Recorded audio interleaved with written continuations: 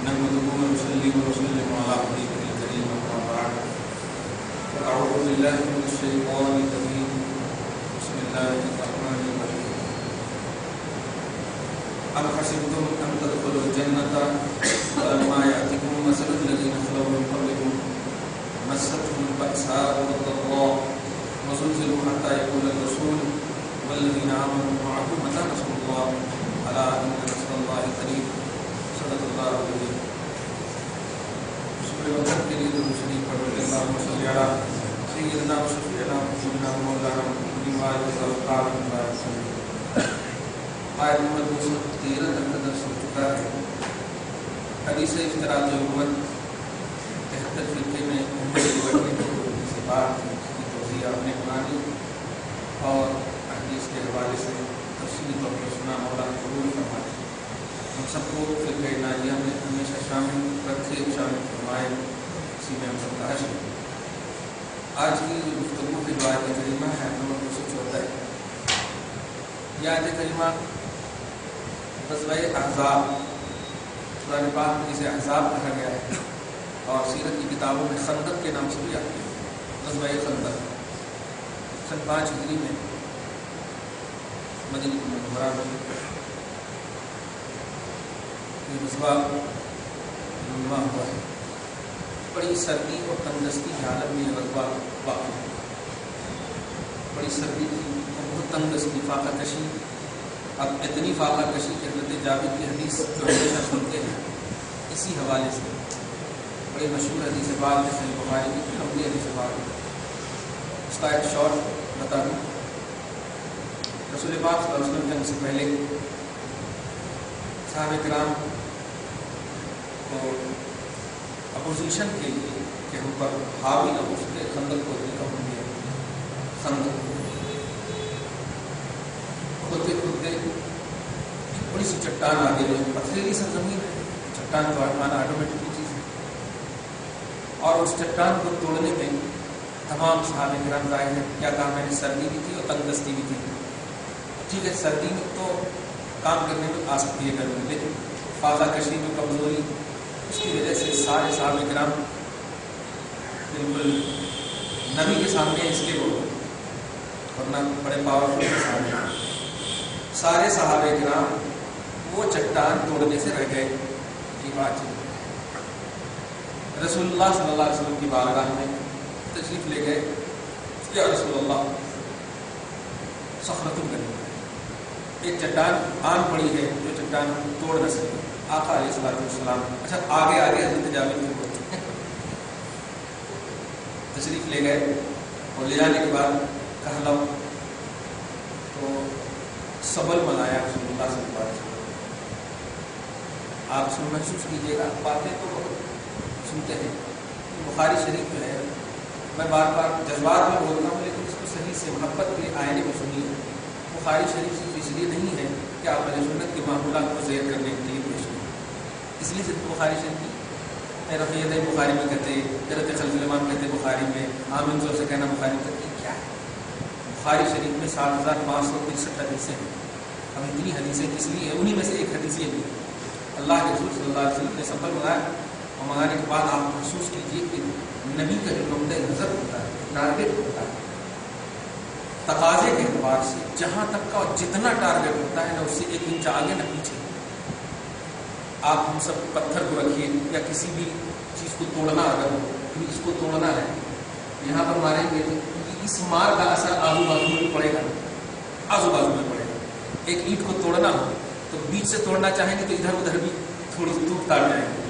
لیکن رسول اللہ صلی اللہ علیہ وسلم کے صحابہ نے کہانی وہ چٹان سے توڑنا ہے یا رسول اللہ اور کچھ نہیں. آقا علیہ السلام سبل لیے اور جتنا صحابہ کرام چاہتے تھے بس اس طرح آپ نے سبل کو مارا. جتنا صحابہ چاہتے تھے اتنا ہی ہوتا، آزو بازو کچھ بھی نہیں، جتنا چاہتے تھے. اس کو بولتے ہیں رسول اللہ صلی اللہ علیہ وسلم کا ذاتی اختیار.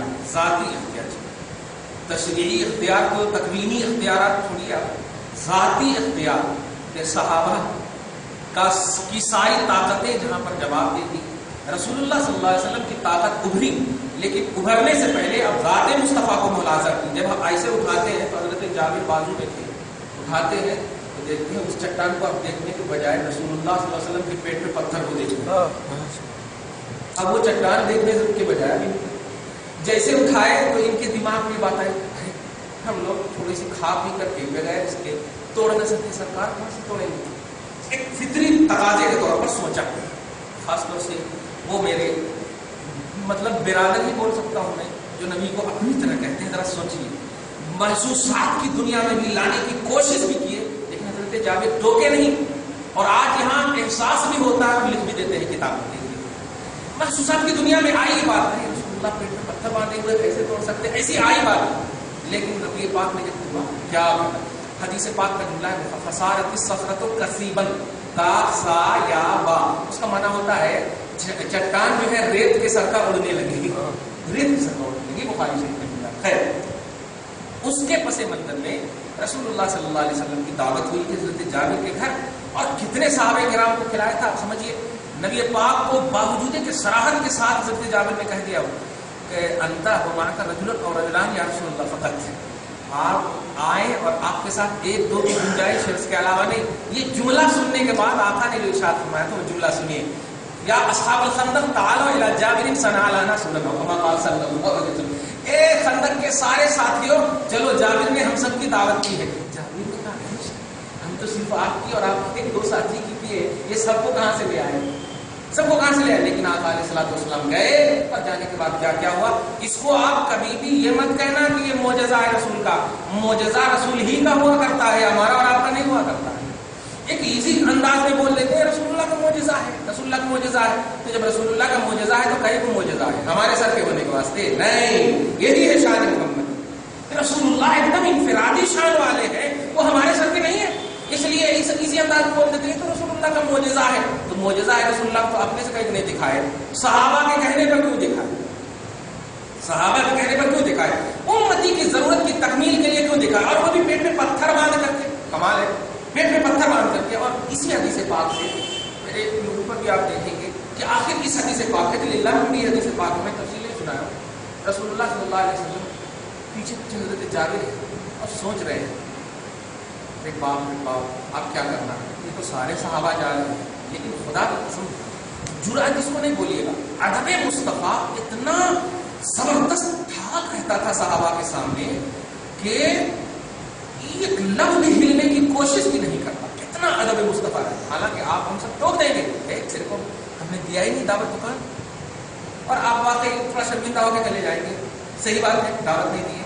لیکن جامع کہتے ہیں جاتے ہیں, جانے کے بعد کہتے ہیں ایسا کوئی جابر واقعی رسول اللہ کی ہمیشہ جو بولتا ہوں نا, رسول پیچھے سے بھی دیکھتے ہیں ویسے اس سامنے سے دیکھتے ہیں. حضرت جابر کے انداز کو محسوس کر رہے تھے, باطن کو دیکھنے والے رسول. حضرت جابر کہتے جابر جی ایسا کرو تم دوڑ کر کے جاؤ گھر, اور جو کچھ بننے والی چیز ہے نا ان کو ابھی بس تیار رکھنا, اور مطلب چولہے پر چڑھانے نہیں بولنا, تیار رکھنا. آپ بتائیں گے کیا ہم کو معلوم ہوتا ہے کہ ہم چولہے پر کی چیز آپ کو کھلائیں گے؟ بھائی ہو سکتا ہے ہوٹل سے بھی لا کے کھلا سکتے ہیں, کہیں سے بھی لا کے کھلا سکتے ہیں, لیکن رسول اللہ کا علم محسوس کیجیے آپ کا چولہے میں چڑھانے نہیں بولا نا. اب موقع مل گیا ان کو, جا کے پہلے جو جتنا ڈانٹ سننا ہے گھر کا سن لیتے ہیں, جا کے دوڑتے ہوئے جاتے ہیں, اور جانے کے بعد کہتے ہیں ارے بیوی, اپنی زبان میں عربی میں بولتے ہیں حل فضحنا, ہم لوگوں کی آج رسوائی طے ہے, فضیحت طے ہے, ایسا رسوائی طے ہے. تو کہتے کیا بات ہے؟ کہا ایسا ہے دیکھو سارے صحابہ آ رہے ہیں.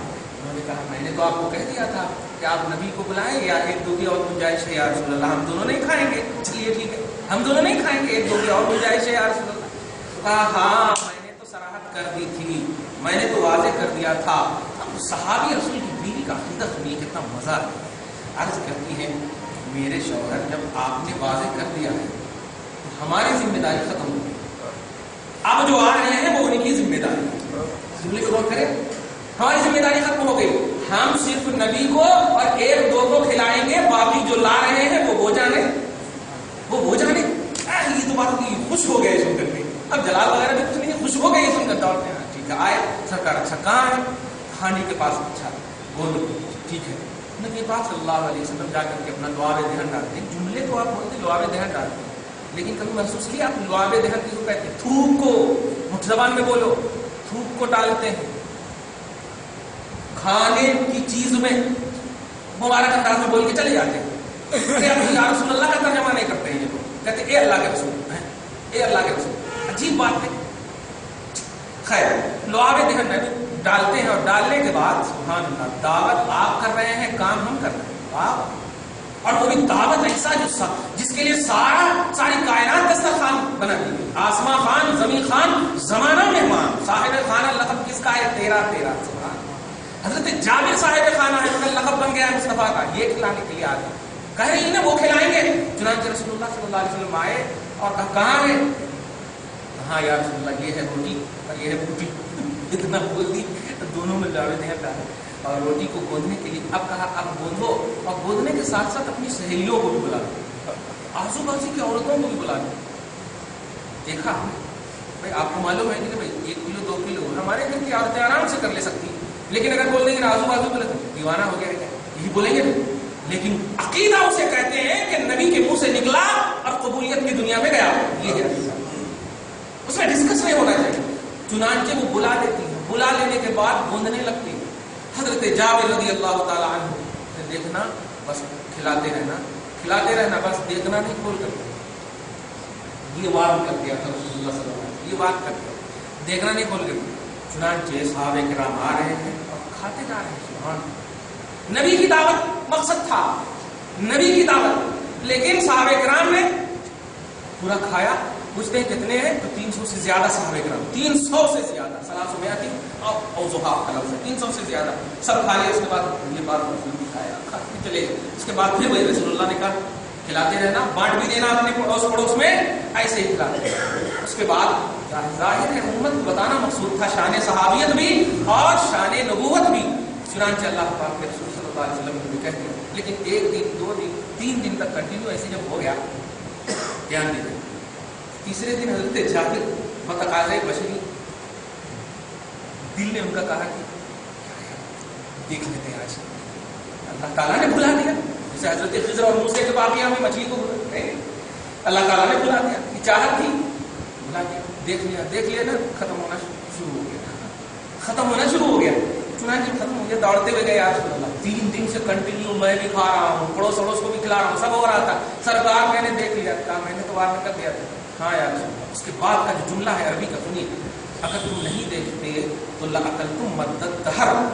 دہر کا لفظ ہے, دہر بولتے ہیں پورے صدیوں تک, زمانے تک, جب تک تیری نسلیں باقی رہتی تب تک کھاتے رہتے. بتاؤ, ایک دعوت پیٹ پہ پتھر کو دیکھ کر کے نو کرے, قیامت تک کا انتظام رسول اللہ کر دیے. بتائیے, کھا پی کے سرکار اگر ہماری آپ کی مدد کرنا چاہے تو کیا کر سکتے ہیں. ایک بات اس میں جو ایک اہم بات ہے جو امت میں مشہور ہے, حضرت امام اعظم ابو حنیفہ نعمان بن ثابت رضی اللہ تعالیٰ عنہ کی کتاب ہے جس کا نام ہے قصیدہ نعمانیہ. پوری دنیا میں وہ عربی میں چلتی ہے اور خاص طور سے بیروت, لبنان, یہ سب میں زیادہ چلتی ہے, عربی میں ہے. اسی سے ریلیٹڈ بخاری میں اتنی حدیث ہے, لیکن اسی پس منظر میں ایک روایت اور, مگر اس روایت کو پیش کرنے سے پہلے آپ کو بول دوں کہ نبی جو روایت کرے ڈائریکٹ نبی سے اگر سند ہو تو اس کو مرفوع حدیث بولتے ہیں, اور صحابی تک جس روایت کی سند پہنچے اس کو موقوف بولتے ہیں, اور تابعی تک جس کی سند پہنچے اس کو مقطوع بولتے ہیں. یہ 3 کوالٹی حدیث ہے. جیسے کہ حضرت جابر نے کہا, اس کا مطلب حدیث موقوف ہے, اور اگر آپ بولیں کہ رسول اللہ نے کہا تو حدیث مرفوع ہے, رفت اس کی سند نبی تک, اور صحابہ تک موقوف ہے تو موقوف, اور تابعی تک روایت ہے. مثلا امام اعظم نے کہا, تابعی امام اعظم نے کہا, سعید ابن مسیب نے کہا, وہ ویسے کرنی نے کہا. یہ جو تابعی ہوگا, اگر یہ بولے کہ نبی نے کہا, یہ اگر بولے سے سند یہیں تک ہو تو اس کو موقوف بولتے ہیں. اب جب آپ سمجھ گئے کہ حدیث کی تیسری کوالٹی تابعی کی بھی, تو امام اعظم کا قول جو ہوگا یہ قیاس نہیں ہوگا, حدیث ہوگی. یہ اصل پوائنٹ بتانے جا رہا ہے. لوگ امام اعظم کے قول کو قیاس کا نام دے کر زیر کیا جا رہا ہے امت کے ساتھ کہ ان کی کوئی حیثیت نہیں. یاد رکھیے امام اعظم کا فرمان حدیث مقطوعی کہلاتی. 3 کوالٹی حدیث پاک دنیا کی ہر کتاب میں, خاص طور سے شیخ عبدالحق دہلوی کی کتاب مقدمہ مشکات پر مقدمہ ہے, اس میں آپ دیکھیے پہلے ہی ایک 2-3 لائن, تیسری دوسری لائن. تو تابعی کے قول کو بھی حدیث بولتے ہیں. اب یہ حدیث جو بخاری کے آپ نے سنا، رسول اللہ صلی اللہ علیہ وسلم آئے یہاں تک، اب امام اعظم سے سنیے. آنے کے بعد حضرت جابر کے دو بیٹے تھے، ان کا انتقال ہو گیا. دو بیٹے کا انتقال ہو گیا، دونوں بیٹے. اب دعوت ہو چکی ہے، حضرت جابر نے بھی نہیں معلوم، یا معلوم بھی اگر ہے تو اب دعوت ہو چکی ہے، بڑا حسین موقع ہے، پھر کبھی موقع نہیں ملتا. بیوی نے کیا کیا، وہ کسی دوسرے روم میں اچھے سے ایک سلا دیا، اور سلا دینے کے بعد رسول اللہ صلی اللہ علیہ وسلم آئے. خاص طور سے اس کو محسوس کیجیے گا، دھیان دیجیے گا، قرآن پاک کی کوئی آیت کریمہ عالم وجود میں اپنا معنی اور مطلب بتا ہی نہیں سکتی جب تک کہ حدیث کا سہارا نہ لیا جائے، کیونکہ قرآن کی سب سے بیسٹ اور سب سے اعلیٰ تفسیر رسول اللہ کی ذات پاک ہے. اسی تفسیر کا نام حدیث ہے. قرآن پاک کی کوئی بات، اس لیے ڈائریکٹ قرآن سے کوئی عقیدہ امت میں نہیں دے سکتے. وہ آیت کریمہ جس آیت کی، بلکہ پورا قرآن اور انعام رسول پاک صلی اللہ علیہ وسلم تشریف فرمائیں گے تب جا کر کے آیت قرآنیہ کی تفسیر کا سلسلہ قائم. یہ ہے تفسیر. خیر، اب رسول اللہ صلی اللہ علیہ وسلم جب تشریف لائے، دسترخوان جب بچھا، آقا جس دسترخوان پر بیٹھے اس میں جابر بیٹوں کو بلا،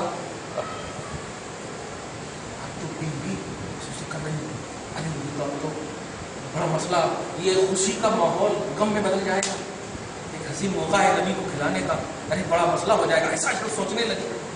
نبی پاک نے کہا بولا جملے میں غور کیجیے، رسول اللہ صلی اللہ علیہ وسلم کو آپ اس کو محسوس کیجیے، سمجھیے، اور نہ سمجھ میں آئے تو ذرا ادب و احترام کا تو نذرانہ پیش کیجیے. الحمدللہ نہیں سمجھتی ہے. آقا علیہ السلام نے 2 مرتبہ کہا، تیسری مرتبہ کہا میں کہہ رہا ہوں بلا کر کے لاؤ. جابر سمجھ گئے. جیسے ہی گئے تو جابر نے جا کر کے کہا بیٹا نبی بلا رہے ہیں، خدا کی قسم تاریخ گواہ ہے. فوراً حرکت کیے اور باپ کے ساتھ آ کر دسترخوان پہ بیٹھے. اب امام اعظم فرماتے ہیں، وہ قصیدہ نعمانیہ میں وہ بولی، وہ دعوت آقا کا جملہ ہے، یا رسول اللہ جب آپ نے پکارا جابر کے ان دونوں بیٹوں کو، قد ماتا، جو دونوں بیٹے مر گئے تھے، فاحیا، تو اللہ تبارک تعالیٰ نے ان دونوں کو زندہ کیا. دیکھا آپ کی پکار اور آپ کی بولی پر اللہ تبارک تعالیٰ نے جابر کے دونوں بیٹے کو زندہ کیا، اور دونوں بیٹے نے دسترخوان پر بیٹھ کر کھایا. جابر تم سوچ رہے تھے کہ میں مجبور ہوں، لاچار ہوں، تم میری دعوت کرنا چاہ رہے تھے، لو تمہیں مال بھی دے دوں گا، اولاد بھی دے دوں گا. المال اولاد بھی، مال بھی، یہی تو دنیا ہے، مال اور اولاد سے. اس لیے نبی کو اپنی پیمانے فہم میں اینڈنگ نہ کرنا، ہمیشہ اپنے پیمانے فہم سے بالا تک سمجھنا. آپ کی سمجھ کی اینڈنگ جہاں پر ہوتی، مصطفیٰ کی عظمت کی ابتدا ہوتی ہے. یہ غزوہ خندق کے پورے تصور آپ سمجھیے، اللہ تعالیٰ قبول فرمائے. اسی حوالے سے کچھ صحابہ کرام جو سردی اور قحط سالی، یہ مطلب تنگی کی وجہ سے کچھ اپنے میں کمزوری محسوس کر رہے تھے، لڑنے کے واسطے آئے تو طاقت ہے نہیں، کیا کرنا کیسے کرنا، یہ سب سوچ رہے تھے. تو اللہ تبارک و تعالیٰ نبی پاک صلی اللہ علیہ وسلم پر یہ آیت اتارا. آپ سمجھیے آج کی تفسیر، ام حسبتم ان تدخلوا الجنہ، کیا تم اس گمان میں ہو کہ تم جنت میں چلے جاؤ گے؟ دیکھیے، کیا تم اس گمان میں ہو کہ جنت میں چلے جاؤ گے؟ ولما یاتکم مثل الذین خلوا من قبلکم، اور تمہیں گزری ہوئی قوم کی طرح تکلیفیں مصیبتیں نہیں آئیں گی. گزری ہوئی قوم کی طرح تکلیفیں مصیبتیں نہیں آئیں گی. کیا تم ایسا گمان کر بیٹھے ہو؟ یعنی تم جو یہ سوچ رہے ہو کہ تکلیف ہے، پریشانی ہے، مشقتیں ہیں، یہ ہے وہ ہے، تو یہ ہے وہ ہے، کیوں ہے ایسا؟ ہاں، تو یہ اس لیے ہے کہ اللہ چاہتا ہے کہ تمہیں بھی مشقتیں تکلیفیں ہو. پھر جب ہم انعام دیں گے تو انعام کا لطف ہی الگ ہوگا، نعمت کا لطف ہی الگ ہوگا. سمجھے نا؟ تو محنت کے بعد، تکلیف اور مشقت کے بعد جو انعام کا تصور ہوتا ہے وہ آپ ہم سب سمجھ سکتے ہیں. اللہ پاک اسی کی طرف اشارہ کر رہا ہے کہ یہ سردی اور تندرستی کو تم یہ مت سمجھنا. با اختیار نبی کو پریکٹیکلی طور پر تیرے سامنے رکھ کر کے اور پس منظر جابر کو سامنے رکھ کر کے ذہن دے دیا کہ اللہ خود چاہتا ہے کہ یہ تکلیف ہو، اور جب یہ تکلیف ہو تو عدل الہی بھی نظر آئے اور فضل خدا بھی نظر آئے. اللہ کا عدل بھی وہاں نظر آئے اور فضل بھی نظر آئے. سمجھ رہے؟ اللہ پاک نے کہا کہ کیا ان لوگوں کی طرح جو گزر چکے تم سے پہلے تکلیف نہیں پہنچی کی تمہیں؟ سنو، مستہم البأساء، ان لوگوں کو مشقت بھی پہنچی، والضراء، تکلیف بھی پہنچی، وزلزلوا، اور ہلا دیے گئے، زلزلے بھی ان کے اوپر آئے، ہلا دیے گئے، یہاں تک کہ اس وقت کے جو رسول ہوتے، اس وقت کے جو رسول تھے، حتی یقول الرسول والذین آمنوا معہ، اس وقت کے رسول اور ان کے جو سپورٹر حضرات، ان کے جو غلام تھے، وہ سب کہہ پڑتے متی نصر اللہ، اللہ کی مدد کب آئے گی، اللہ کی مدد کب آئے گی، ارے یہ سردی کب ختم ہوگی، یہ پریشانی کب ختم ہوگی، یہ کھانے پینے کب آئیں گے، یہ سب بول پڑتے تھے اللہ کی مدد کب آتی. لیکن جب رسول کے حوالے سے، رسول کے دامن کرم سے وابستہ ہونے کے بعد جس قوم نے بھی خدا کو یاد کیا ہے، اللہ پاک نے کہا الا ان نصر اللہ قریب، سنو اللہ کی مدد بالکل قریب ہے. جملے میں غور کریں آپ. نہیں، اللہ پاک تو تکلیف بھی دیکھ رہا، پریشانی بھی دیکھ رہا، مشقتیں بھی دیکھ رہا، لیکن مدد کا سلسلہ اس وقت قائم کرتا جب بندوں کی دعاؤں میں نبی کی شمولیت ہو جائے. جب بندوں کی دعاؤں میں نبی کی شمولیت ہو جائے، نبی کی وسیلے ہو جائے. حتی یقول الرسول والذین آمنوا معہ متی نصر اللہ، رسول اپنے غلاموں کے ساتھ، غلام رسول کے ساتھ کہتے تھے اے اللہ کب مدد نازل کرے گا، کب مدد نازل. تو اللہ پاک اس رسول کی جاہ و جلال کا اتنا لحاظ فرماتا کہ فرما دیتا الا سنو ان نصر اللہ قریب، اللہ کی مدد کا مطالبہ رسول کے ساتھ تم نے کیا ہے. سنو، رسول میرا سلیکٹڈ بندہ، اور جو کوئی بھی سلیکٹڈ بندے کے حوالے سے مجھ تک پہنچتا ہے، میں اسے کہتا ہوں نصر اللہ قریب، اللہ کی مدد قریب ہے. یہ آیت کریمہ 212 کی تفسیر اور توضیح اللہ قبول کرے. آگے دیکھیے، یسألونک ماذا ينفقون، یہ حضرت عبداللہ ابن جہش عامر ابن جموع بڑے جلیل القدر صحابہ کرام کے بارے میں یہ آیت کریمہ آ رہی ہے. توجہ دیجیے گا، اس میں ایک اہم مسئلہ ہے. یہ آیت کریمہ سن کر یسألونک ماذا ينفقون، لوگ حبیب مکرم آپ سے پوچھتے ہیں کہ کیا خرچ کریں، کیا خرچ کریں. آپ سے لوگ پوچھتے ہیں اللہ کی راہ میں کیا خرچ کریں، یہ آپ سے پوچھتے ہیں. اور یہ خرچ کرنا جو ہے یہ صدقات واجبہ یا صدقات مطلب زکات واجبہ وغیرہ کا مسئلہ نہیں ہے. جنرلی طور پر کچھ بھی خرچ کرتے ہیں، سال ثواب دے، مسجد میں پہن دینا، یہ دیگر چیزیں جتنی بھی، تو انفاق فی سبیل اللہ مطلقاً یہ ہے سر اللہ کی راہ میں مطلق طور پر، جنرلی طور پر جو بھی خرچ کرنا ہو اس کے بارے میں پوچھتے ہیں. مراد یہ ہوتی ہے کہ کیا ہم خرچ کریں کہ اللہ کی رضا پا سکیں. حالانکہ جس وقت یہ پوچھے تھے خرچ بہت کر چکے بھی تھے، لیکن کمال یہ ہے کہ عبادتیں تو خدا کی راہ خدا کی ہوتی تھی، لیکن اللہ پاک کے رسول سے جب پوچھا جاتا تھا تو اللہ اتنا پسند کرتا تھا. اے حبیب یہ آپ سے پوچھتے ہیں کہ کیا خرچ کریں. اگر پہلو پہ غور کریں آپ، مجھ سے کیوں نہیں پوچھتے، ایک سوال ہے مجھ سے کیوں نہیں پوچھتے، لیکن نہیں، یہ پیار کے جملے. حبیب آپ سے پوچھتے ہیں کہ کیا خرچ کریں، تو میں ناراض نہیں، میں کہتا ہوں قل ما انفقتم من خیر، آپ سے پوچھ کر جو بھی خرچ کریں گے وہ سب کو بھلائی کے دھندے میں ڈال دوں گا. آپ سے پوچھ کر جو بھی خرچ کریں گے، آپ جو کچھ بھی بول دیں گے. کمال یہ ہے، اسی لیے ابھی زبیدہ بیگم میں 2 لفظ جلدی سے بول کر گزر رہا ہوں. سورہ احزاب کی آیت نمبر 30 ان اللہ و ملائکتہ یصلون علی النبی، بے شک اللہ اس کے سارے فرشتے درود بھیجتے ہیں. یہی تو صحابہ کرام رسول کی بارگاہ میں یا رسول اللہ سلام تو آپ نے ہمیں سکھا دیا، ایمان والوں کو درود بھی پڑھنے کا آ گیا، سلام بھی پڑھنے کا آ گیا. یا رسول اللہ درود کیسے پڑھنا؟ اللہ نے تو کہا اے ایمان والوں درود پڑھو سلام پڑھو، اللہ کا آرڈر ہے درود پڑھو سلام پڑھو. تو یہ پوچھ رہے درود کیسے پڑھنا؟ تو اللہ کے رسول نے جو الفاظ دیے ہیں، جو الفابیٹ، جو ورڈز دیے ہیں، اس ورڈ کا معنی ہوتا ہے کہ اے اللہ تو بھیج. جملے پہ غور کیجیے، اے اللہ تو بھیج، اور اللہ کہہ رہا ہے تو بھیج. اللہ کہہ رہا ہے اے مومنو تو بھیج، اور مومن کو نبی سکھا رہے ہیں تو بھیج. جملے پہ غور کریں. لیکن خدا کی قسم کوئی بھی اس آیت کے خلاف آیت نہیں اتر رہی ہے، بلکہ اس آیت کی مطابقت میں، اس آیت کی تائید میں کئی آیتیں کریمہ اتر رہی ہے. کئی شمول یہی سورہ احزاب کی آیت نمبر 40 43، یہ سب آیتیں کریمہ اسی آیت کی تائید میں اتر رہی ہے. ان اللہ و ملائکتہ درود بھیج، آپ کو کہا گیا نا، آپ کو کہا گیا. لیکن رسول سے جب پوچھا آپ نے، صحابہ نے پوچھا کیسے بھیجے، تو اللہ کے رسول نے کہا قولوا اللہم صلی علی، جس کا معنی ہوتا ہے اے اللہ تو بھیج. بندے کو اللہ بول رہا اور بندہ اللہ کو بول رہا ہے. کچھ بھی یہاں پر جھگڑے کا پہلو نظر آ رہا ہے، لیکن نہیں، قرآن کی جو تفسیر نبی کر دے، جو تفسیر نبی کر دے، اگرچہ